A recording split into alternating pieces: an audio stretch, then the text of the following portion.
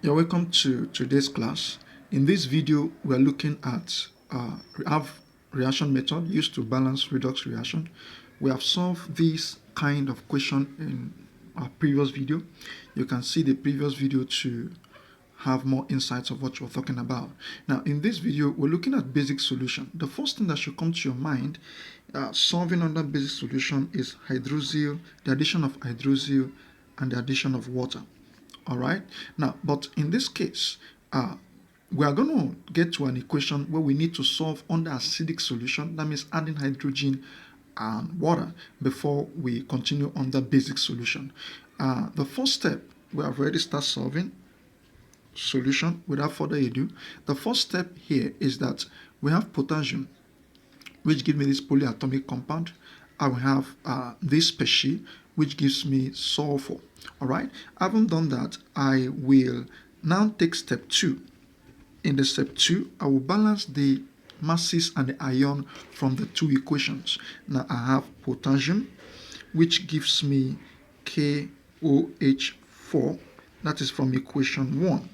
All right. Now from this equation 1, what I'm going to do to balance the masses of the atoms on both sides is that I'm going to add 4 hydroxyl to the left hand side. You can see we have 4 hydroxyl here. We have 1 potassium here, 1 potassium here. Now, having said that, I will balance the ions. I have a -1 charge, -4 charge, -1 charge. So in this case, -4 minus -1 is going to give me 3.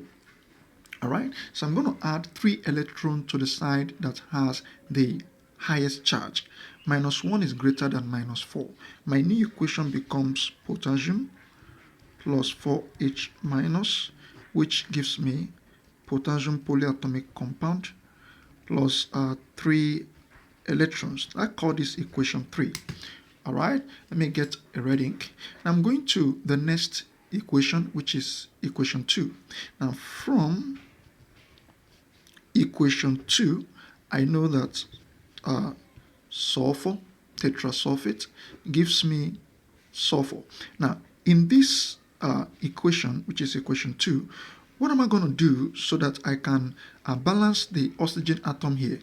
What I'm going to do is that I will make a space and I have sulfur.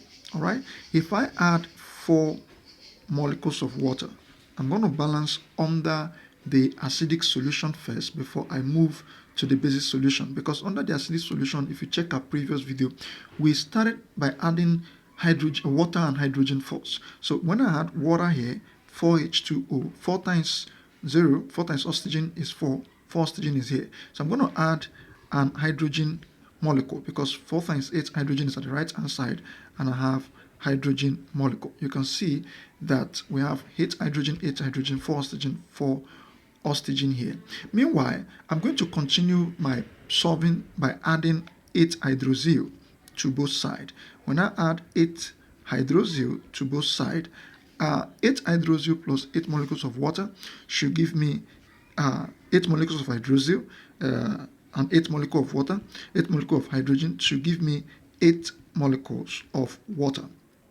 All right, and the equation sulfur remains, and 4H2O remains, and 8 hydroxyl remains. But at this junction, I'm going to notice that I have 4 water molecule here, 8 water molecule here.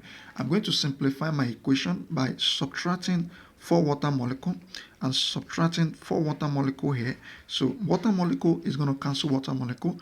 My new equation becomes SO4 minus, don't forget my minus from here, plus 8 minus 4 is 4H2O, plus give me sulfur, plus 8 hydroxyl. Now at this point, the masses are balanced. Then I want to check for the ions. We have a -1 charge here. We have -1 plus -1 plus -8 is -9. So -1 minus -9 is going to give me 8. All right, -8 actually. I'm going to add this -8 to the side that have the highest charge, which is from the left hand side. So I have sulfur minus plus 4H2O, all right, plus 8 electron, which gives me sulfur, plus 8 hydroxyl. All right, I'll call this my equation 4. All right, from equation 4 and 3, I'm going to find the LCM. So I can cancel out the electron here and the electron here.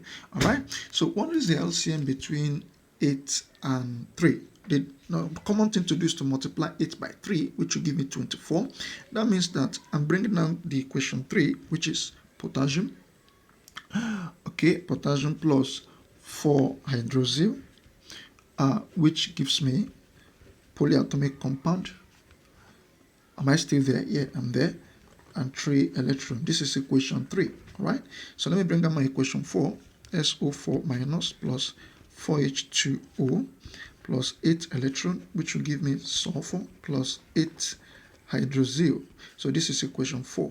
What I'm going to do is that I'm going to multiply equation 3 by 8, multiply equation 4 by 3, so I can cancel out these electrons. So I have 8 potassium plus 8 times 4 should give me 32 hydroxyl, and then 8 times this guy, 8 potassium hydroxide. Okay, 8 times this guy should give me 24 now, 24 electron. 8 times this guy should give me 8 sulfur. 8 times this guy should give me 12 H2O. 8 times this guy should give me 24 electrons. 3 times 8 should give me 24. All right, so 3 times this guy should give me 3s minus. 3 times this guy should give me 3 times 8, that is 24 hydroxyl. All right, this is what I have. What I'm going to do next is that we add the equations together. So you notice that electron will cancel out electron. All right, and so my new equation will now become, let's bring down what we have. We have 8 potassium plus 32 hydroxyl from the right hand side now, plus 12 H2O, okay, which will give me, all right, plus 3SO4 minus, okay, which will give me 8 potassium hydroxide. You can check back, you can flick back to the video and see what I'm talking about, which will now give me plus 3 sulfur plus 24 hydroxyl. Okay, you can check it back so you can know what I'm saying. Check back. We'll bring out all these sides and then all these sides. All right, left hand side, right hand side. That's what you have here. All right, having said that, we need to notice that there is hydroxyl here, there's hydroxyl here.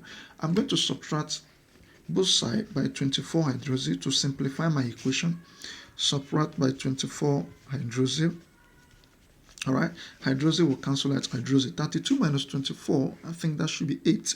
So I have 8 potassium plus 8 hydroxyl plus 12 H2O plus 3 sulfur, which will give me 8 potassium hydroxide, polyatomic compound, plus 3 sulfur. Now let's check whether the potassium is the same. Potassium, we have 8 here, we have 8 here. All right, let's check whether the sulfur is the same. Sulfur, we have 3 sulfur here, 3 here, and we have 3 here. Let's check whether the hydrogen is the same. We have, how many hydrogen do we have here? 12 times 2 is 24. And then 8 times 1 is 8. Is there no hydrogen again? No. We have 32. All right. 8 times 4, this hydrogen here, which also give me 32. Let me check for oxygen. Oxygen, we have 12 oxygen. All right. Plus 8 oxygen plus 3 times 4, that's also 12. Everything should be 32. Over here, 8 times 4 is still 32. This is 32, sorry. All right. Now, what the next thing? The next thing is the ions. All right. We have a minus 8 plus minus 3 over here. We have minus 8 plus minus 3. Everything is minus 11.